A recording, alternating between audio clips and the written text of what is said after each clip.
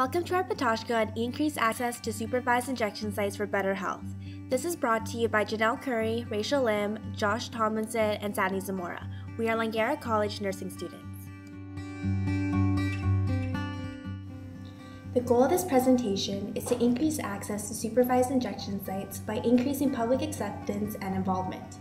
Our objectives will include defining supervised injection sites, identify the continued need for supervised injection sites, clarify misconceptions, identify the benefits, and make a change. Supervised injection sites are controlled healthcare settings where drug users can inject their own personally acquired illicit drugs under supervision and receive healthcare, counseling, and referral to social, health, and drug use treatment services.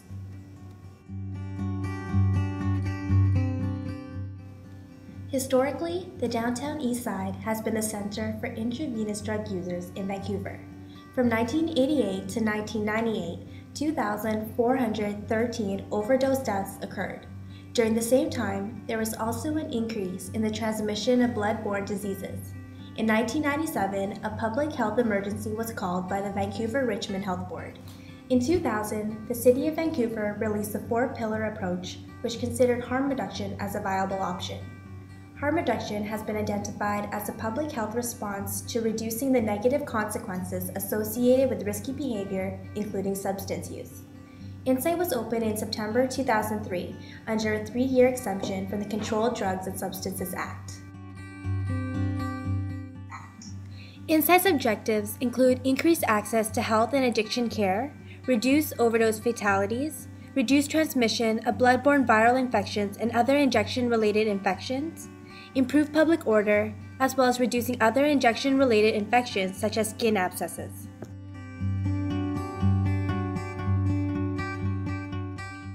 Misconceptions the public often has about InSite are InSite provides drugs to its clients, staff inject drugs into the clients, it doesn't cure or help injection users, it encourages illicit drug use, it enables drug trafficking behavior, drug users don't deserve equal or special treatment, it is a waste of taxpayer dollars, and healthcare professionals should not be supervising injections.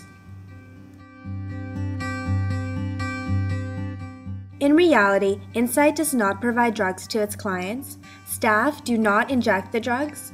InSite is based on a harm reduction model, not prevention. InSite provides a safe environment to use illicit drugs. There is zero tolerance for drug trafficking behavior. Drug users deserve equal rights.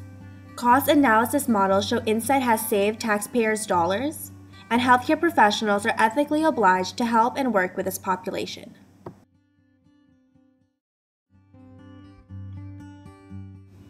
The benefits of InSite include safe injection techniques, provision of clean, unused needles and necessary drug use equipment, how to assess drug purity, rapid interventions and reductions of overdose, safe sex teaching and condoms, assessment and referral to primary health care and service provider, increase in public order around InSite, education on hand washing and safe injection techniques, screening for sexually transmittable infections, wound care and first aid treatment, crisis support, access to rehab and treatment, as well as access to healthcare and social workers. In 2000, a reported 12,000 injection drug users lived in the Greater Vancouver region. Less than half, only 4,700, lived in the downtown east side and had the potential to access InSite. This means 7,300 injection drug users have no access to InSite due to distance. The size of the downtown east side creates barriers to accessing InSite, even amongst drug users who live there. InSite experiences over 600 visits a day, operating at near capacity from 10 a.m. to 4 a.m. 7 days a week. Of all the injections in the downtown east side, only 5% happen at InSite.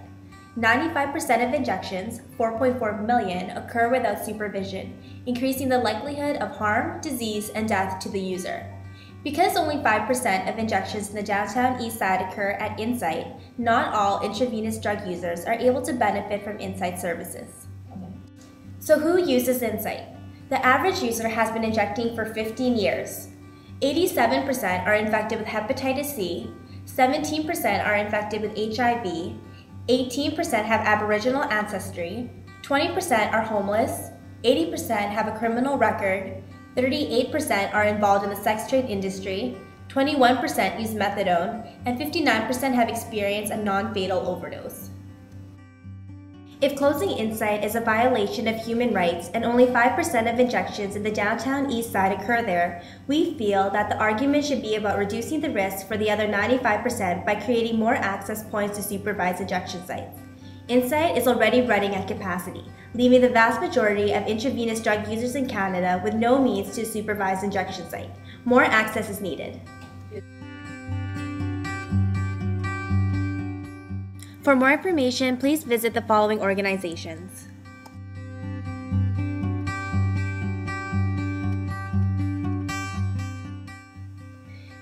So what can you do?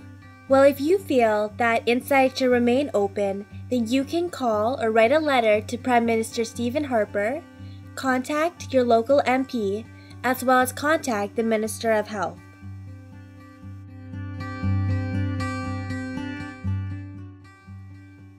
Thank you for taking the time to listen to our views on the importance of keeping InSite, Vancouver's supervised injection site, open.